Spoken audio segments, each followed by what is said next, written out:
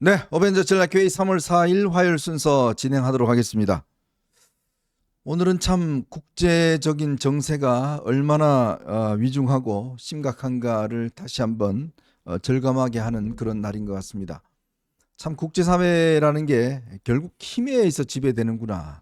힘센 사람이 결국은 국제사회를 좌지우지할 수밖에 없다는 게 여실히 드러나고 있는 것 같습니다.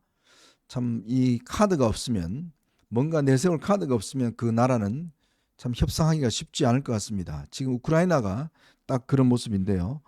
오늘 트럼프 대통령이 우크라이나에 대해서 군사 지원을 전면 중단한다는 방침을 측근을 통해서 밝혔습니다. 지난번 아마 저희가 소식 전해 드렸었는데 젤렌스키 대통령하고 트럼프 대통령하고 정상회담이 정말 공개 설전을 끝나면서 50분 만에 파국으로 치달았습니다. 밥도 사실은 먹지도 않고 바로 헤어져 버렸는데요.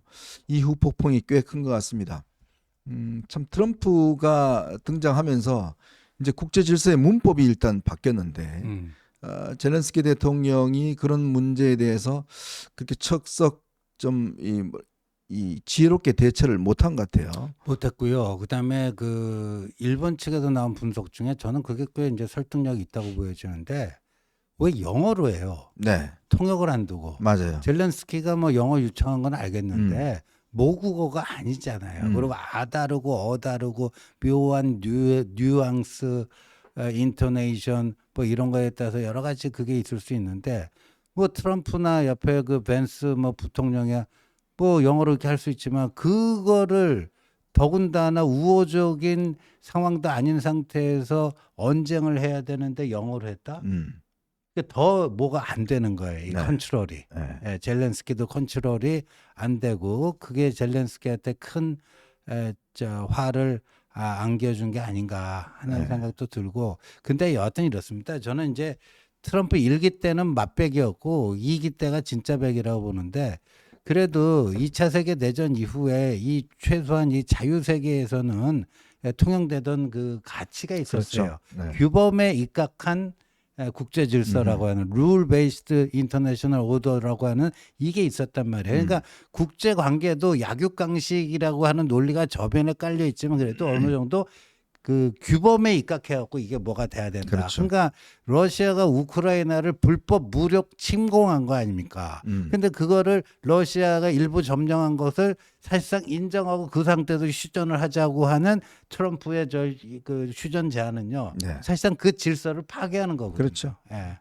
그러니까 결국은 이제 트럼프식의 국제 질서가라는 게 가치보다는 네. 돈이 중요하다라는 걸 여실히 지금 보여주고 있는 것이고요. 특히 TSMC가 오늘 대만에 있는 반도체 업체죠. 미국에 정말 어마어마한 투자를 합니다. 100몇십 조가 넘는 투자를 한다고 그러니까 또 대만에 대해서 좋게 이야기를 하고. 그러니까 이게 참 트럼프라는 거는 가치 그동안 동맹 없습니다.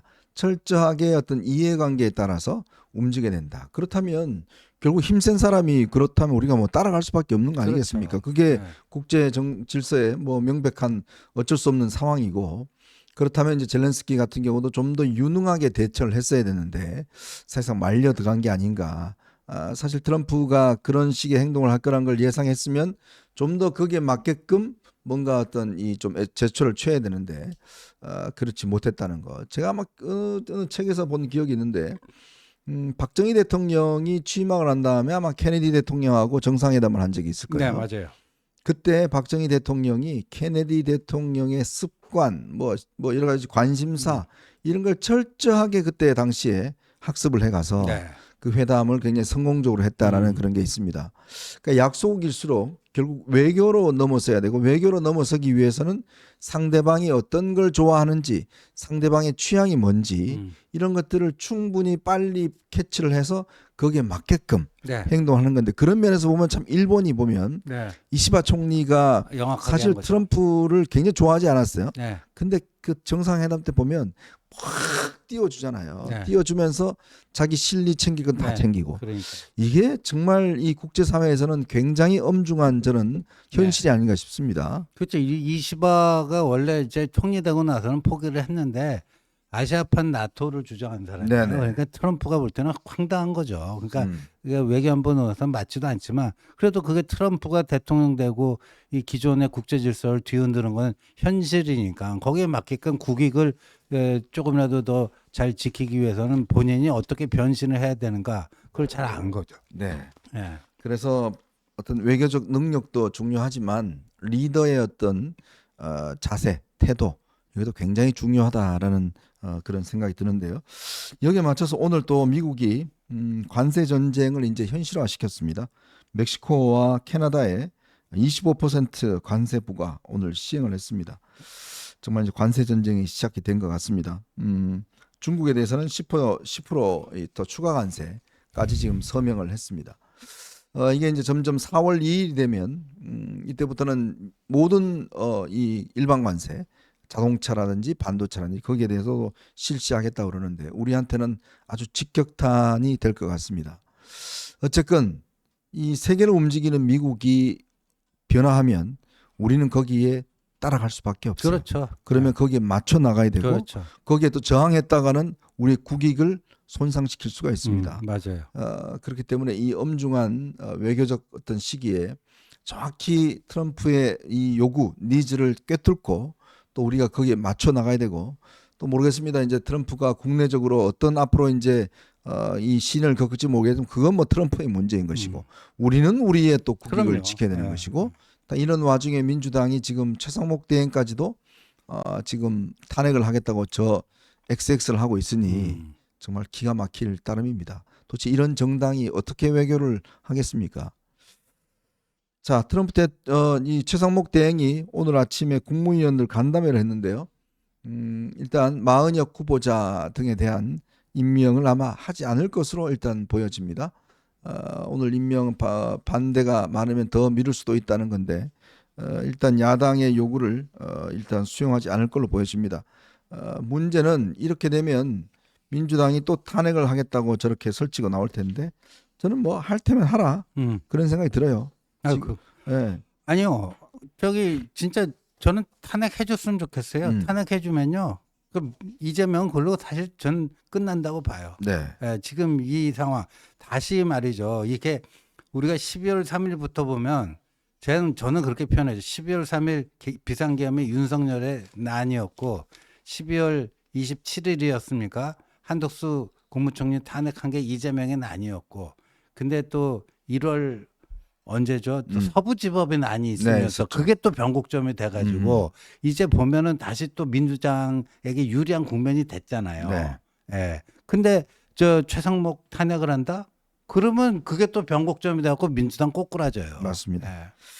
자, 어쨌거나 정말 국익을 지금 절박하게 우리가 생각해야 될 때가 아닌가 그런 생각이 듭니다.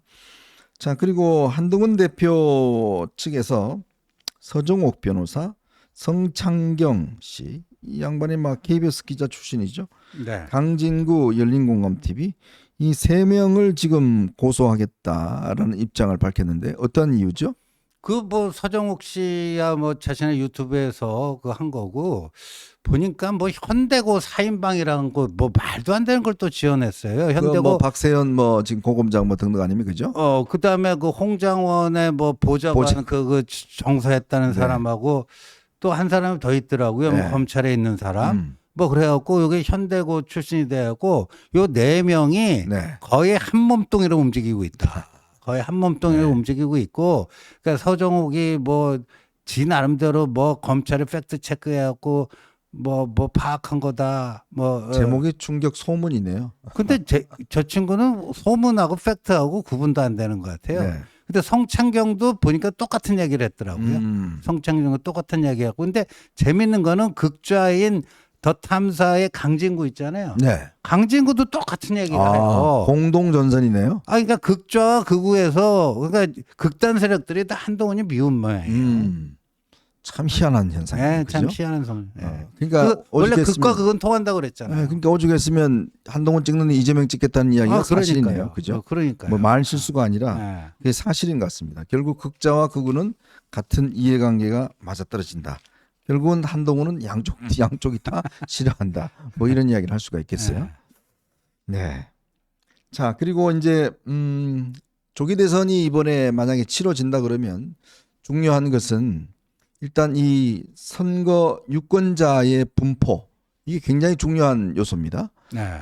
왜냐하면 이제 4년마다 사실은 이제 선거의 이 분포가 달라지고 뭐 연세가 드니까 나이가 드시니까 분포가 달라지는데 오늘 이게 하나 분석해 놓은 자료가 있어서 꽤 관심을 끕니다. 지금 특히 보니까요. 2022년 대선 이후에 3년 사이에 유권자 지형이 굉장히 바뀌었다고 합니다. 즉 4050은 35만 명이 줄어들었고 반대로 6070은 135만 명이 늘어났다고 그래요. 참 이게 굉장히 아주 주목되는 건데 이게 왜냐하면 4050은 그동안 소위 이제 진보의 아성이었지 않습니까? 네. 근데 이제 여기서 586 세대들이 앞부분 세대들이 지금 이제 686이 됐죠. 60으로 올라갔죠. 그죠? 네. 60으로 올라가면서 이게 이제 베이비붐 세대지 않습니까? 예, 그렇습니다. 그러니까 많이 이제 늘어났고 반대로 이제 4050은 그만큼 또 줄었고 예. 그리고 또 20대가 꽤 많이 줄었습니다. 20대가요. 3년 전에 비해서 66만 명이 줄어들었어요. 그러니까 이게 저출산 때문에 네. 20대가 꽤 많이 줄었습니다. 그다음에 30대는 5만 명 정도가 감소한 것으로 네. 나타나고 있습니다. 결국 이렇게 되다 보니까 다음 선거에서는 그러면 도대체 뭐가 중요할까라는 걸 이제 분석을 해보면 결국 이 지금 호남하고요 영남 인구가 동시에 줄어들었어요. 그렇죠. 다 서울로 이제 수도권으로 네, 와서 맞습니다. 동시에 줄어들어서 네. 결국 수도권, 충청권. 충청권 네. 그리고 2030 맞습니다. 여기가 결정적이다. 제가 국회의원 시절에 그때부터 이제 한국의 고령화 현상이 이제 본격화되고 이러면서요. 그 뭐 세미나에서 이런 얘기가 나왔어요. 이 고령화는 이 보수 정당의 장기 집권에 상당한 도움이 될 것이다. 네. 네, 왜냐하면 그 노령화되면 노령화될수록 인간은 보수적이 되기 때문에 이 고령화라는 거는 보수 정당에게는 굉장히 뭐 친화적인 걸 떠나서 완전히 보수 정당의 생명줄처럼 될 수도 있다. 근데 그거는 네. 그 틀린 얘기는 아니지만 우리가 필요 충분 조건 할 때 그냥 필요 조건 정도예요. 그렇죠. 네. 충분 조건은요 그것만 갖고 안 되는 겁니다. 충분 조건은 지금 현종님이 지적하신 이 캐스팅 보트 역할을 할 수 있는 지역적으로 보면 수도권과 충청권, 네. 그 연령별로 보면은 2030, 그러니까 이념별로 보면은 중도층. 네. 여기를 어떻게 저기 찾기 위해서 노력할 것인가 이걸 갖고 해야 되는데. 맞아요. 근데 그 이후에 제가 국회의원 하던 게 벌써 한참 전인데 그 이후에 고령화는 진전됐지만 그 전국 단위 선거에서 허블락이 깨진 게 많잖아요. 네. 그러면 왜 그랬냐고요. 고령화가 됐는데 왜 졌냐고요. 그런 노력을 안 했기 때문에 그런 거죠. 네. 그렇습니다. 이게 이제 연령 구조가 아무래도 인구가 보면 저출산과 또 영향을 받아서 또 이제 이 고령층들이 이제 많아지고 네. 뭐 이렇다 보니까 이제 전체적인 어떤 변화가 있고 그렇다면 우리가 저 아까도 말씀드렸습니다만은 결국 수도권과 이 2030 여기가 이제 캐스팅 보트 역할을 할 네. 가능성이 있기 때문에 이들에게 어떤 영향을 미칠 것인가 이게 이제 중요하고 최근에 보면 국민의힘이 장애 집회를 대규모로 하면 할수록 지금 중도층의 지지도는 떨어지고 있다는 그러니까요. 현상이 나타나고 있지 않습니까? 역설이죠. 광장의 네. 역설이에요. 네. 그러니까 이런 것들을 잘 염두에 둬야 될 텐데 글쎄요 이게 뭐 지지층만 탄탄하게 한다라고 지금 되는지 모르겠습니다. 저희가 조금 이따 이야기를 하겠지만 지금 국민의힘 지도부는 연일 뭐 이명박 박근혜 대통령만 찾아가고 있는데 그 찾아간다고 표가 올지 그거는 참 저는 미지수인 것 같습니다. 네. 자 오늘 여러분들과 함께 저희가 세 가지 이야기를 좀 해볼까 합니다. 우선 어제도 말씀드렸지만 어제 이 이재명 발언이 있고 난 다음에요. 네. 기업인들이 다들 까무러쳤대요. 큰일 났다 이거. 이거 이제 이재명 대통령이 되면 우리 기업들은 이제 큰일 났다. 이런 지금 위기감이 엄청나게 급속도 오늘 제가 점심때 기업인들을 만나고 왔는데 이 이재명의 엔비디아 발언이 굉장히 기업들한테는 파문이 일고 있습니다. 야 이거 잘못하다가는 기업 그냥 뺏기겠다. 이런 생각까지도 하고 있답니다. 그리고 오늘 이재명이 4꼭지나 되는 SNS를 올렸어요. 그러니까 이렇게 지금 분위기가 확 안 좋으니까 이거를 지금 뭔가 반해하려고 지금 하고 있는데 요 이야기 한번 해보고요. 두 번째는 어제 박근혜 대통령 전 대통령을 만났던 어제 그 국민의힘이 어제 브리핑을 하면서 박 전 대통령이 당 대표가 대통령하고 각을 져서는 안 된다. 소신을 강조해서는 안 된다라고 이야기를 했는데 글쎄요. 이 이야기도 꽤 왜 이런 이야기를 하셨는지 그렇다면 본인은 라는 의문이 일고 있습니다. 자, 요 이야기와 함께 한동훈 대표의 행보가 이제 내일 콘서트, 어제는 TV조선 인터뷰 뭐 등등 굉장히 숨가쁘게 진행이 되고 있습니다. 이런 상황도 한번 점검을 해보도록 하겠습니다. 자, 여러분 보시면서요. 구독과 좋아요, 알림 꼭 부탁드리도록 하겠습니다.